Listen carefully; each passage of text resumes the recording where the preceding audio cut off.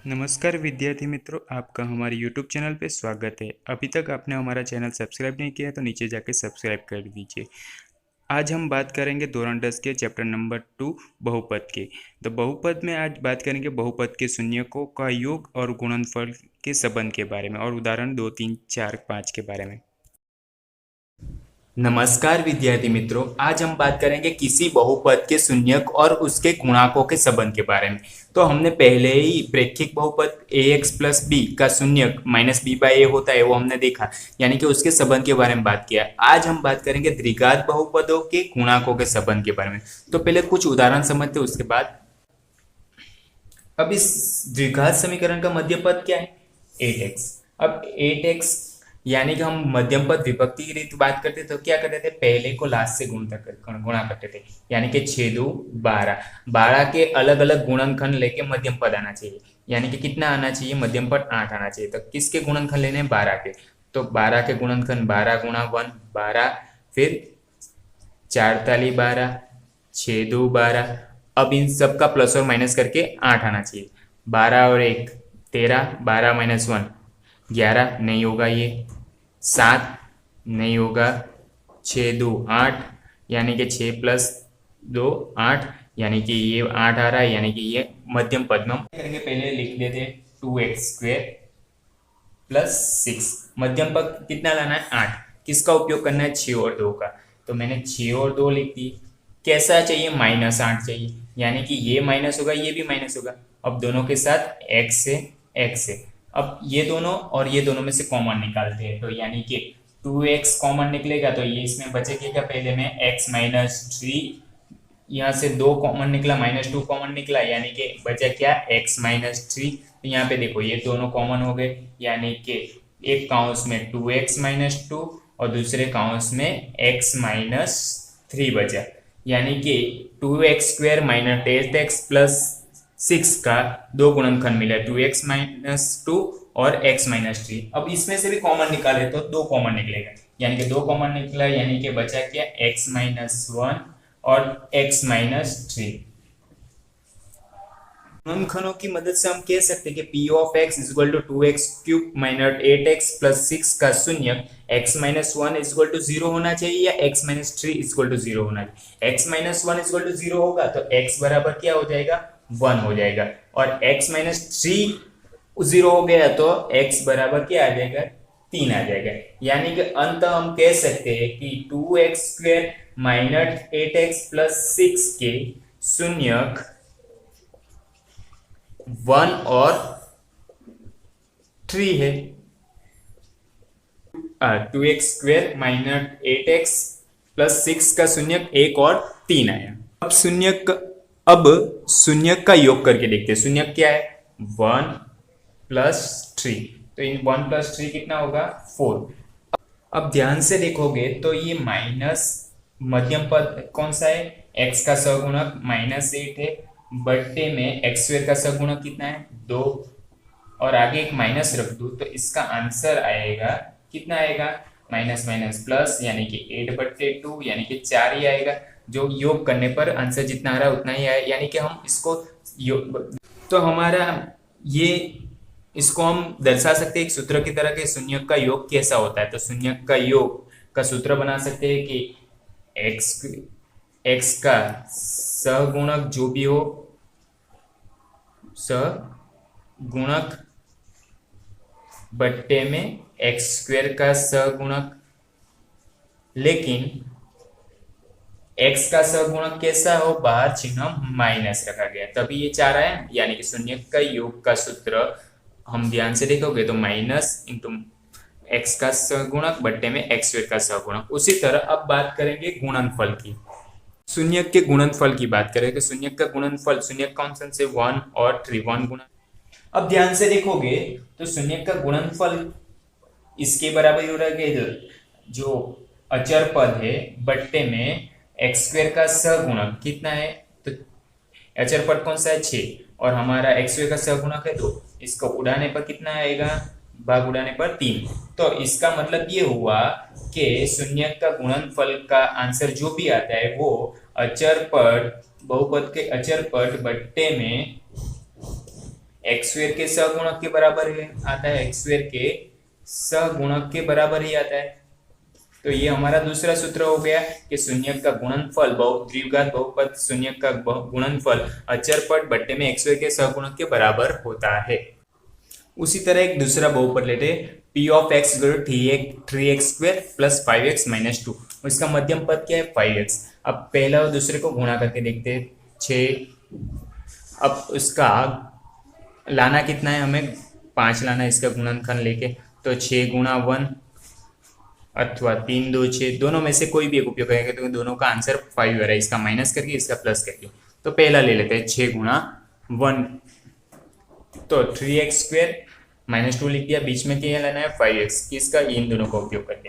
तो 6x plus ले लिया है तो माइनस x रखूंगा, तो अब ये आएगा। अब इन दोनों का कॉमन निकालेंगे, तो इनमें से कॉमन निकालेंगे तो क्या हो जाएगा, 3x कॉमन निकलेगा, बचा गया x प्लस 2।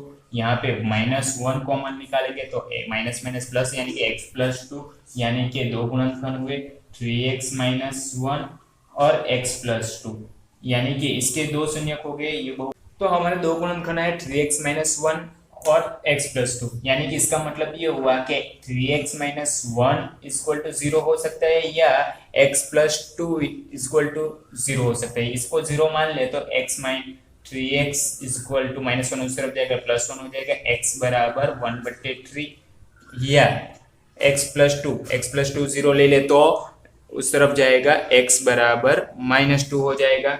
यानी कि हमें दो शून्यक मिले, कौन से, तो ये शून्यक कौन कौन से मिले, 1/3 और -2,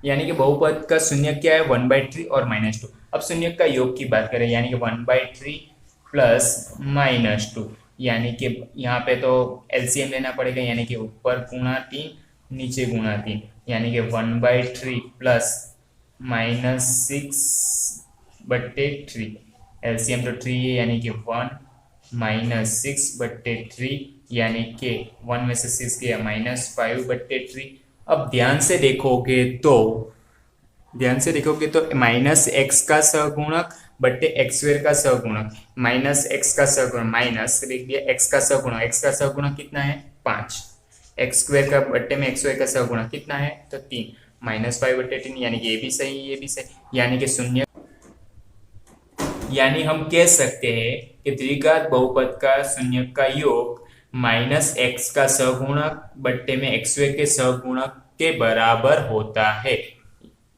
इसको सूत्र की तरह भी याद रख सकते हो।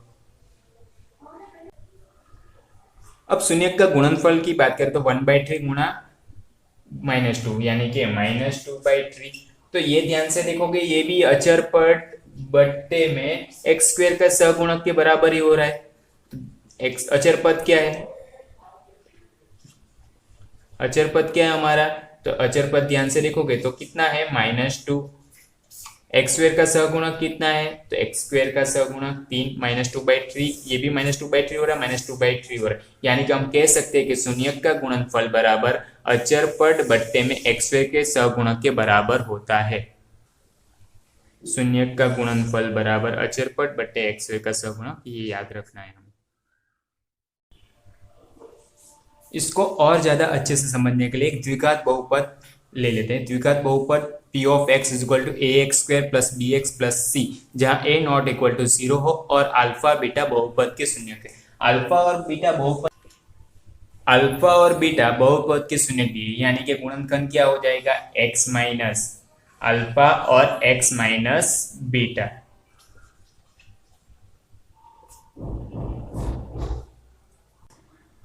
यानी कि हम लिख सकते हैं कि ax² plus bx plus c equal to k x minus alpha x minus beta, क्योंकि ये गुणनखंड है तो इसके बराबर रखा गया।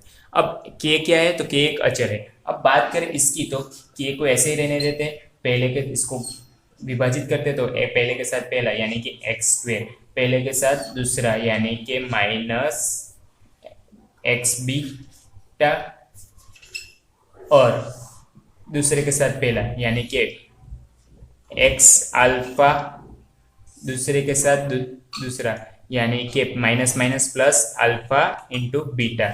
अब इन दोनों में तो कॉमन निकलेगा, तो के एक्स स्क्वेयर कॉमन क्या निकला, पहले माइनस कॉमन निकाल देते, तो बचा क्या बीटा प्लस अल्फा, और एक्स भी कॉमन निकाल दिया इस तरफ, तो बच अल्फा बीटा। यानी कि हम लिख सकते हैं इसको के से गुणा कर दे, तो k x square minus k alpha plus beta काउंस में एक्स, काउंस खत्म एक्स, और alpha into beta, k alpha into beta. X square plus b x plus c equal to k x square minus k काउंस में alpha beta into x plus k into alpha beta. यानी कि x square और x का गुणनखंड तथा अचर पद की तुलना करने पर, अब तुलना करेंगे तो पहला क्या है ए, तो ए क्या हो जाएगा हमारा एक्स स्क्वायर का सगुणक, यानी कि एक्स स्क्वायर का सगुणक क्या है तो के, तो हमारा ए बराबर के हो गया। फिर बात करें तो बी यानी कि के का एक्स का सगुणक, तो हमारा एक्स का सगुणक क्या है के अल्फा प्लस बीटा, तो हमारा भी के अल्फा प्लस बीटा। यहाँ की तुलना करें तो सी के साथ क्या आएगा के अल्फा बीटा, तो हमारे पास ए बराबर क्या आया, बी बराबर माइनस की अल्फा प्लस बीटा आया, और सी बराबर अल्फा के अल्फा इन बीटा।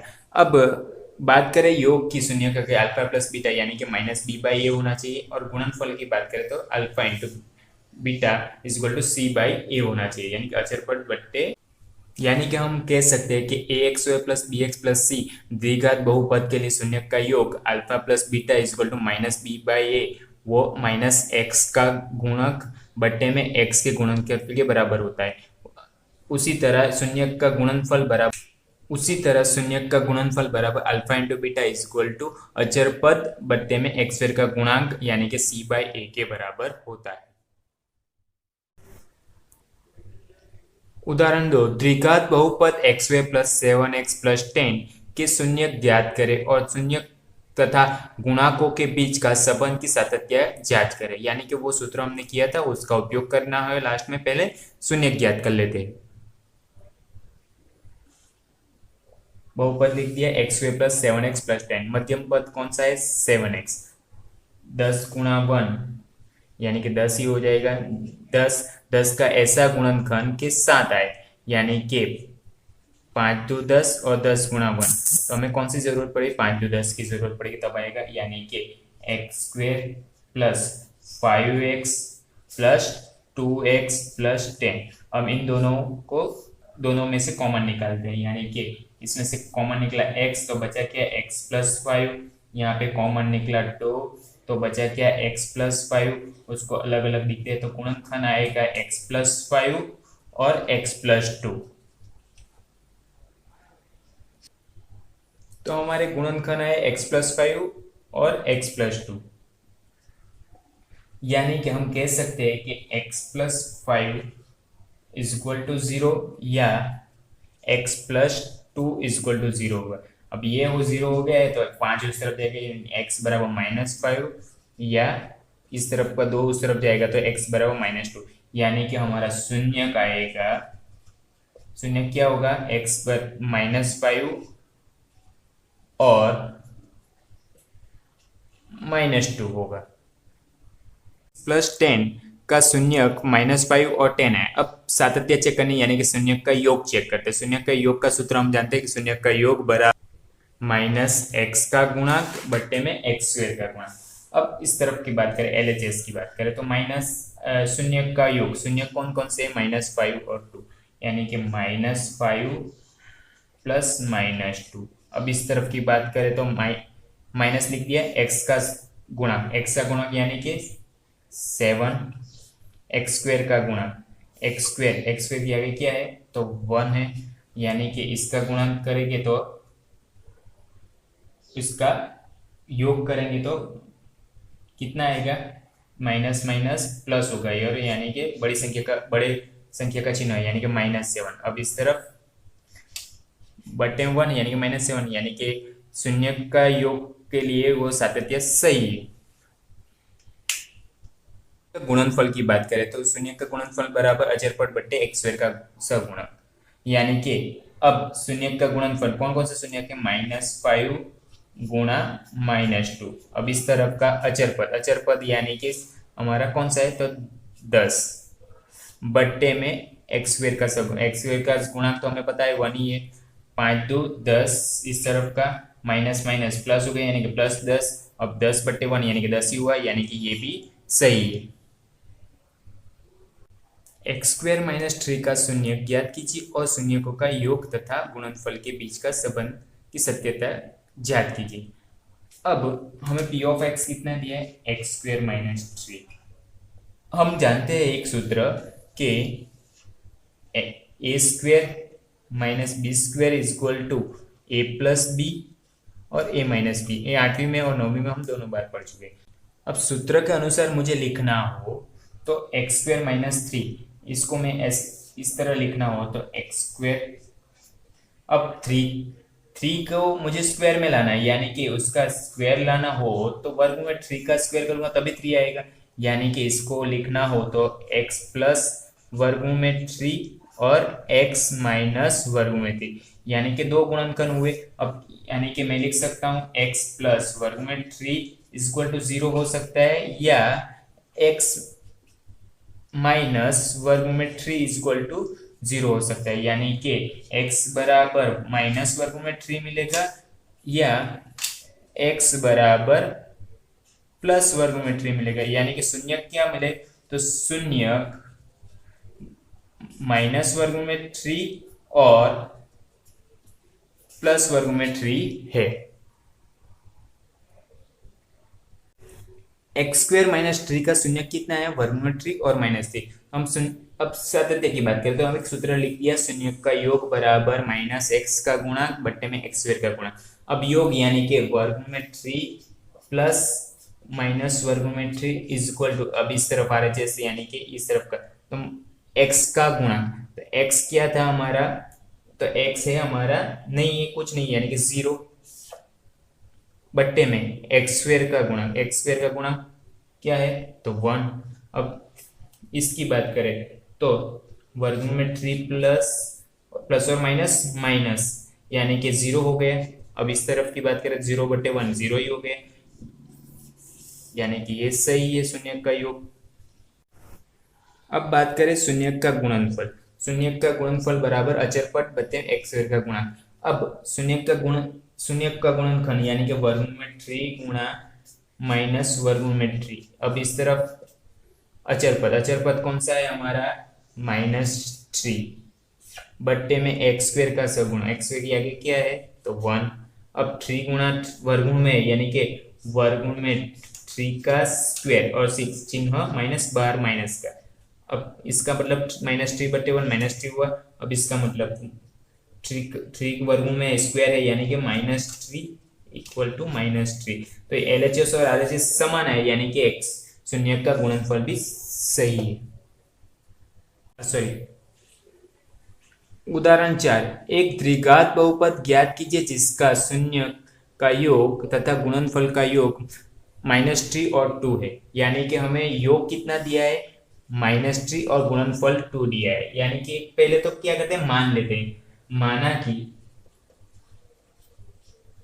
बहुपद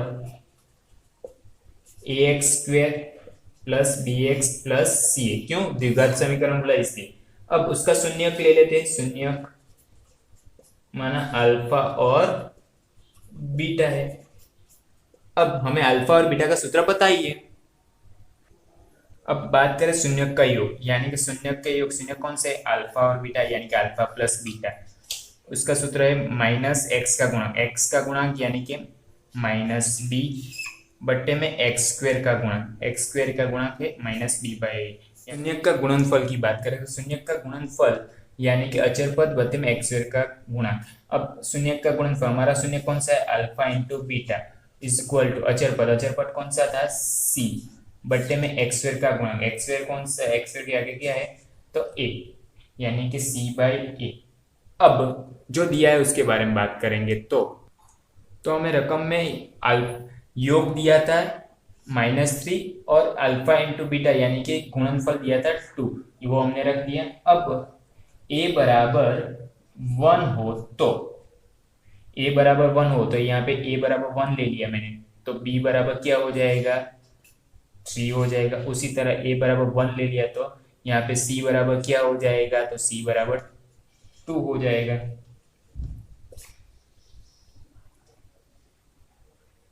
हम हमारा द्विघात समीकरण a x square plus b x plus c में ए और बी सी की कीमत रखते हैं। तो ए की कीमत कितनी आई, 1 प्लस बी की कीमत 3x प्लस सी की कीमत 2, यानी कि हमारा समीकरण बन गया 1x² प्लस 3x प्लस 2। अब आगे ऐसे भी लिख सकते थे हम के a x square plus b x plus c. अब वहां पे के क्या था, अचर संख्या थी, यानी कि कोई भी अचर संख्या यहाँ पे अंदर आगे कोई भी ले ले हम, तो उसमें गुणा हो गए तो भी वो समीकरण मिल जाएगा। तो हमें समीकरण जो चाहिए था वो मिल गया। त्रिघात समीकरण बहुपद, तो a x cube plus b x square plus c x plus d का शून्यक अल्फा बीटा गेमा हो तो पहला सूत्र योग का है, तो alpha plus beta plus gamma is equal to minus b by यानी कि बी क्या है, तो यहाँ पे एक्स स्क्वेयर का सहगुणक बट्टे में ए क्या है, एक्स क्यूब का गुणक। तो ये सूत्र हमें याद रखना है। उसी तरह बात करें alpha beta plus beta gamma plus gamma alpha is equal to C by a होगा, यानी कि x का गुणक बट्टे में एक्स क्यूब का गुणक। उसी तरह तीसरा याद रखना है सभी का योग, यानी सभी का गुणनफल, यानी कि alpha into beta into gamma is equal to minus d by a, यानी कि माइनस अचर पद बट्टे में एक्स क्यूब का गुणक।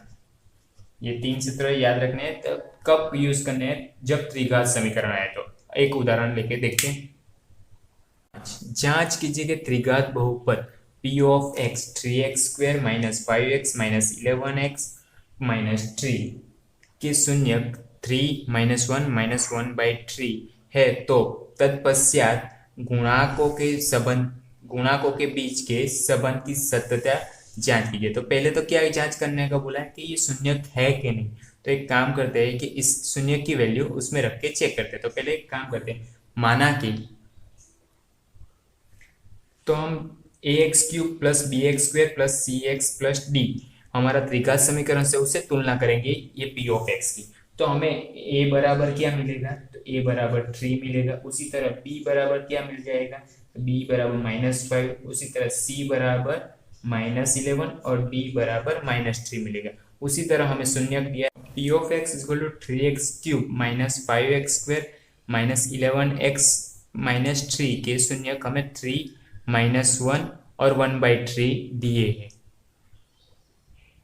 अब क्या करेंगे, शून्यक की जांच करेंगे। शून्यक की जांच हम कैसे करते थे, पी ऑफ एक्स में शून्यक की वैल्यू रखने पर शून्यक 0 आ जाता था, तो वो शून्यक उसका है ऐसे चेक करते थे। तो वही रीत करनी है, पी ऑफ पहले 3 का लेते थे, p of 3 is equal to 3 into 3 का क्यूब माइनस 5 इंटू 3 का स्क्वेयर प्लस एक्स की जगह क्या रखना हमें 3 इंटू 3 माइनस 3, एक्स की जगह 3 रख दिया। अब 3 इंटू 3 का स्क्वायर यानी कि 27 माइनस 5 इंटू 3 का स्क्वायर 9 माइनस 11 इंटू 33 माइनस 3 यानी कि 81 45 33 माइनस 3। अब इन सब का माइनस करोगे तो शून्य आएगा, यानी कि पी ऑफ 3 उसका शून्यक है। अब बात करें पी ऑफ -1 की, तो जहां जहां x है वहां वहां -1 रख दिए। अब -1 रखने पर 3 -1 का स्क्वायर यानी कि -3 रहेगा वो। उसी तरह ये हो जाएगा -5, ये हो जाएगा +11, ये हो जाएगा -3 6 में 11 सॉरी इसका करेंगे तो -8 + 8 यानी कि 0। ये मीन कि हम कह सकते हैं कि -1 इसका सहगुणक -1 इसका शून्यक है। अब p ऑफ -1/3 x की जगह -1/3 रख दिए। अब 3 इंटू -1/3 का क्यूब यानी कि -1/27 -5 स्क्वायर यानी कि माइनस की जगह +1 हो जाएगा बट्टे 9, इसको -11 बट्टे माइनस माइनस +11/3 लिख देते, इसको 3 लेने देते -3। अब 9×27 यानी कि -1/9 -5/9 +11/3 -3। अब इसका हो जाएगा -6/9। अब इसका एलसीएम लेंगे तो 3 होगा, तो ऊपर नीचे गुणा करना यानी कि 11 -9/3 यानी कि इन दोनों का करेंगे तो -2/3 होगा ये, और ये 11 में से 9 गया +2/3 -2/3 +2/3 यानी कि 0 आ गए, यानी कि P ऑफ -1/3 P ऑफ। तो हमने पहले ही लिखा कि a बराबर 3 आया था, b बराबर -5, c बराबर -11 और d बराबर -3। उसी तरह शून्य यानी कि अल्फा बीटा गेमा, अल्फा बराबर 3, बीटा बराबर -1 और गेमा गेमा बराबर हमारा 1/3। अब योग की बात करें यानी कि शून्य का योग यानी कि alpha plus beta plus gamma is equal to -b/a। तो पहले एक तरफ का कर लेते, अल्फा प्लस बीटा प्लस गेमा यानी कि LHS ले लेते। तो अल्फा कितना है 3, प्लस बीटा कितना है -1, गेमा कितना है -1/3, ये हो जाएगा 2 -1/3। 2 एलसीएम लेंगे तो ऊपर और नीचे गुणा करना पड़ेगा, यानी कि 3 दूनी 6, 6 -1/3 यानी कि ये 5/3, यानी कि हमारा LHS आया 5/3। RHS की बात करें तो हमारा B कितना है, तो B है -5 और ये चीज उसी का -12, और A कितना है, तो A है हमारा 3 यानी कि माइनस माइनस प्लस हो जाएगा यानी कि 5/3। तो ये भी 5/3 है, ये भी 5/3 यानी कि शून्य का योग सातत्य पूर्ण पालन कर रहा है। फिर हमने दूसरा सूत्र दिखा था alpha into beta plus beta into गेमा गेमा plus gamma into alpha equal to c/a।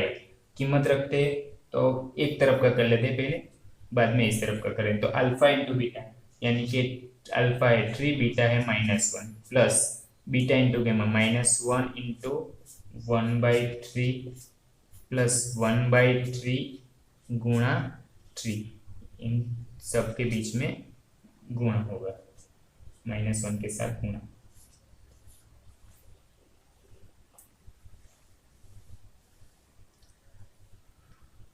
अब दूसरा सूत्र कौन सा सीखा था हमने, alpha into beta plus beta into gamma plus gamma into alpha equal to c/a। कीमत रखते हैं, अल्फा की कीमत 3 इंटू -1 प्लस बीटा की कीमत -1 इंटू गेमा की कीमत कितनी है 1/3 -1/3 प्लस गेमा की कीमत -1/3 इंटू अल्फा की कीमत 3। अब इस सब का गुणा करेंगे तो ये हो जाएगा -3 प्लस 1/3 माइनस 1/3, अथवा सॉरी -1/3 का 3 कट जाएगा यानी कि बचा -1। अब एलसीएम लेना पड़ेगा तो ये 9 हो जाएगा, 3 3 9 प्लस 1, और इस तरफ भी कुछ नहीं है नीचे, यानी कि 3 लाने के लिए 3 से गुणा करने यानी -3 बट्टे में सबके बट्टे में 3 यानी कि -11/3। LHS की तरफ का हमारा आया -11/3। अब बात करें इस तरफ की तो c/a, तो c/a क्या है, तो c की कीमत कितनी है -11, a की कीमत कितनी है 3, तो -11/3 और ये भी -11/3 है, यानी कि ये नियम भी पालन कर रहा है। अब तीसरा नियम, तो तीसरा नियम क्या था, गुणनफल का, अल्फा इंटू बीटा इंटू गेमा इक्वल टू d/a। अब LHS की तरफ में यानी कि अल्फा इंटू बीटा इंटू गेमा, अल्फा कितना है 3 गुणा बीटा -1 गुणा -1/3। एलसीएम लेंगे पहले तो सब कुछ मिला के +3/3 यानी कि 1 आया। अब इसी तरफ का d/a, तो डी हमारा पहले तो माइनस लिख दिया, अब डी की वैल्यू है -3/ए। ए क्या है तो 3, माइनस माइनस प्लस हो जाएगा, यानी कि +3/3, 3 कैंसिल, ये भी प्लस होना है और ये भी प्लस होना है, यानी कि तीसरा नियम का भी पालन कर रहा है। अब प्रश्नावली में आगे हम वीडियो में देखेंगे।